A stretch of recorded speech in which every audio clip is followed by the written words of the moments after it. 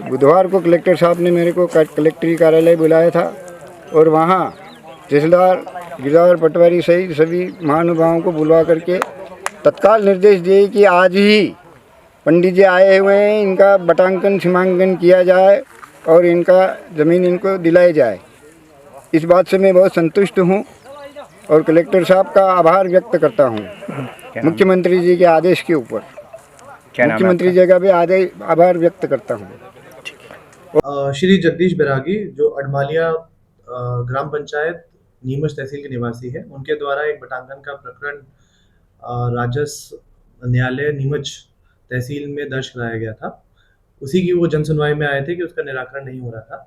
तो उसमें जगदीश बैरागी जी को मेरे द्वारा समक्ष में 19 मार्च को सुना गया। उनके जो दस्तावेज है उसका परीक्षण किया गया और तहसीलदार के जो न्यायालय में प्रकरण दर्ज किया गया था उसको प्रकरण को भी अवलोकन किया गया, जिसमें तहसीलदार को निर्देशित किया गया था कि वो प्रकरण का तत्काल निराकरण करके आदेश पारित करे। तहसीलदार ने 19 तारीख को ही इसमें अपना आदेश पारित किया और जो बटांकन का जो फर्द बटांकन था वो स्वीकृत किया गया, जिसका आज दिनांक 20 मार्च 2025 को तहसीलदार एवं पूरा राजस्व का जो अमला था वो मौके पे गया। मौके पे जितने भी हितवत पक्षकार थे सभी को जो बटांकन की कार्रवाई हुई है उससे सबको अवगत कराया गया एवं जो जिनका जितना जितना रकबा और जितना खसरा है और मौके पे जहाँ पे जिनको जो सुनियोजित तरीके से उनको बैठना है उनको समझाया गया, जिससे कि और 15 दिन का समय दिया गया क्योंकि मौके पे फसल अभी लगी हुई है।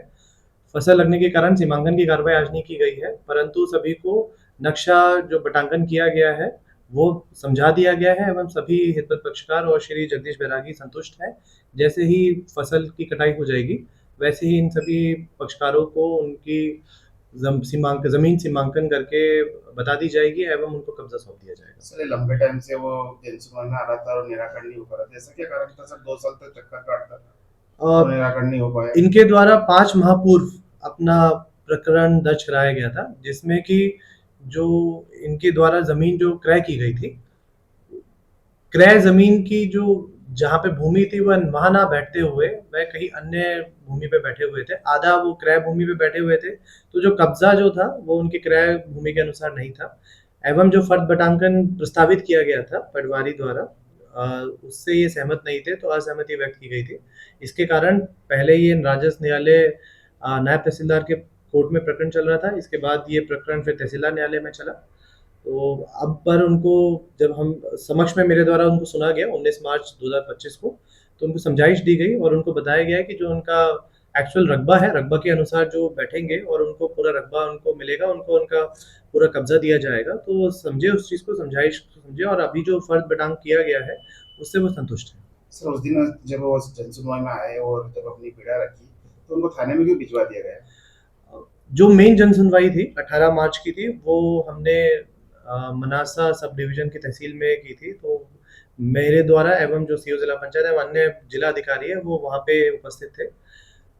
वहाँ पे जन सुनवाई की जा रही थी। इसी समय पे जो हेडक्वार्टर नीमच हेडक्वार्टर पे जो जन सुनवाई की जा रही थी तभी उपस्थित हुए। तो यहाँ पे एडीएम और एसडीएम जन सुनवाई कर रहे थे।